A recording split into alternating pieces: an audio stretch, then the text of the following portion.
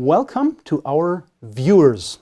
Today's topic is hot potato, charismatic music. This is the fourth part of a series. We will now continue with point number 6. What is God's will on music? We've already seen the false coin, CCM. And here is my challenge for you. Know the true coin very well in order to recognize the false coin. And here on this slide, you can see an example for a true coin, a positive example. Here we can see the album, The Great Controversy of the Fountain View Academy. And if you listen to this album, you will clearly recognize a big difference between this Adventist sacred music and the charismatic music.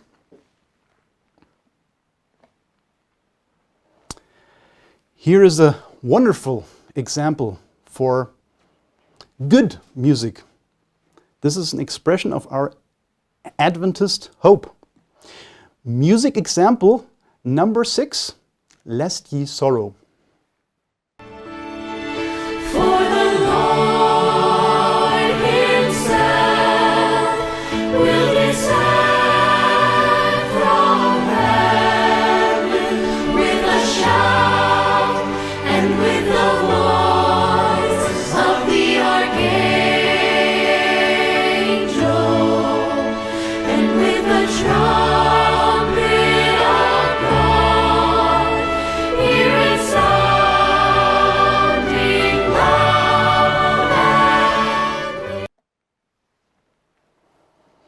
Okay, here is my bottom line. Dear friends, let us not underestimate how easily false music can get into our churches, even in the Adventist world. Acts of the Apostles, page 518, tells us, those who would not fall a prey to Satan's devices must guard well the avenues of the soul. They must avoid reading, seeing, or hearing, comment, music. That which will suggest impure thoughts. The mind must not be left to dwell at random upon every subject that the enemy of souls may suggest.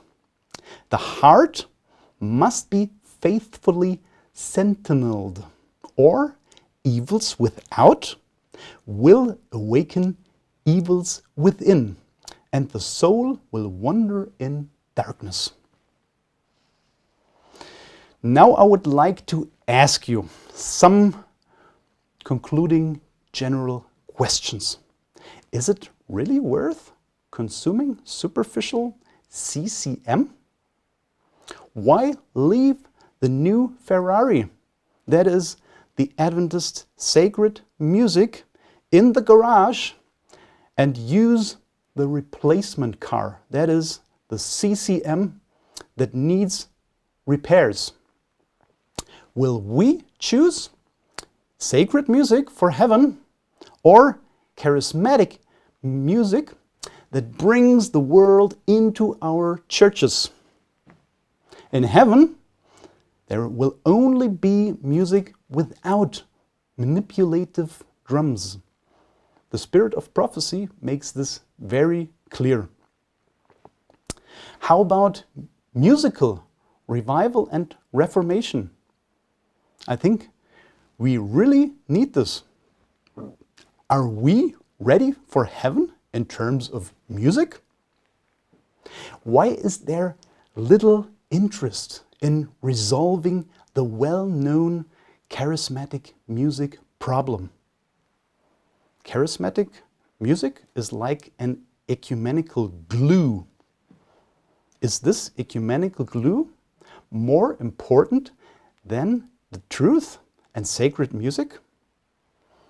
Well, ecumenism uses music and experience to unite Christians. And they use this instead of doctrine, because they will never achieve unity because of doctrine. It can only happen because of music and experience. Now I would like to make a very important appeal to you. Let us return to Adventist sacred music throughout the Adventist world. This will give us identity and steadfastness. How are we going to survive the final crisis, which is soon to come, without a profound musical experience? How are we to proclaim the three angels' messages and the loud cry without a global musical reform? Friends, I need to tell you at this point, in the final upcoming crisis, these positive, charismatic feelings will seem to be blown away. But the question is, will our faith, which is perhaps closely tied to these feelings, will it be blown away as well, simultaneously? Or will we be grounded on the rock of Jesus Christ, Matthew chapter 7, verse 25? Friends, it's up to us. We have to make a decision. Dear friends, where is the global outcry? Is the music of the system of the Pentecostal church, we're not talking about individuals, is the music of this system really desirable? Is there an infiltration by the charismatic music? Is it like a Trojan horse which exists in the many different Christian churches, even at some points in the Adventist church? Is it really a Trojan horse? I think so. What kind of spiritual resistance will we offer when we encounter charismatic music? What kind of protective measures will we derive? How long, dear friends, can we remain silent about this mega global problem? There is a principle of cause and effect. You also become what you sing about in the long term.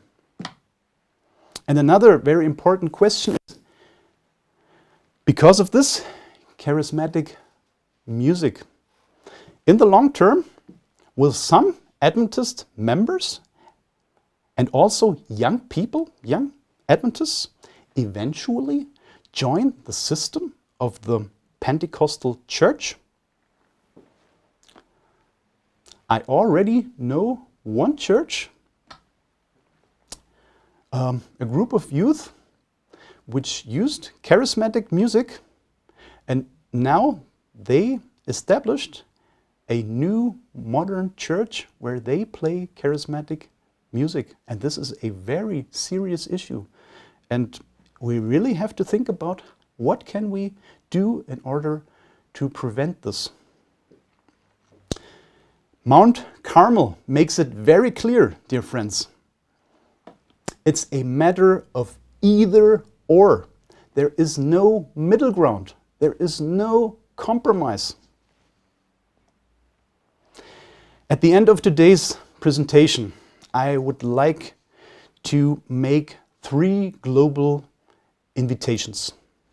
The first invitation is to all Adventists. Please reconsider charismatic music as well as other problematic music. In case you yourself are involved in charismatic music. Please dispose of all charismatic material as well as other problematic music. And if you realize that there are also unchristian Hollywood movies or unchristian computer games such as shooting games at your home, then I would like to ask you to remove these as well. And please adopt a course, a truly Adventist course of sacred music. The second invitation goes to all Adventist music directors, especially those who previously supported charismatic music. In a certain way, I can understand you very well. I had the same experience. I was involved in this type of music. And it can happen very easily and slowly that we can get into this music, even unintentionally. God overlooks the times of ignorance, according to Acts chapter 17, verse 30.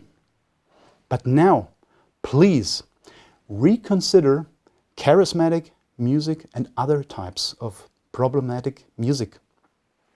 And please adopt an uncompromising Adventist course. Maybe you will say now, I don't like sacred music. In some way, I can understand this. I suggest to you that you do a musical fasting. Try to get a distance from this music. Go out and spend a lot of time in nature.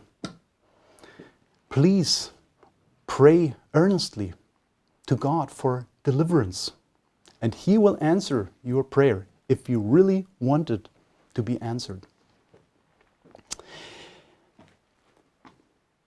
But if you persistently refuse to leave this music, then I would like to recommend to you, please sleep on this issue for several days and pray intensely about it.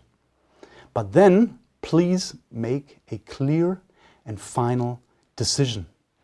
If this music is really so wonderful and so desirable, and you will never ever leave this music, then I would like to tell you, please resign your position as an Adventist music leader or a Christian music leader immediately.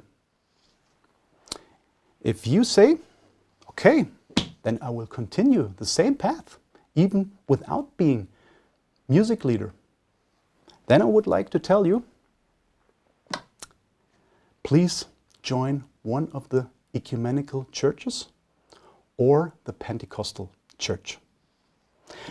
But please, please, please do not draw any Adventist members, and especially no unsuspecting youth, into this charismatic vortex.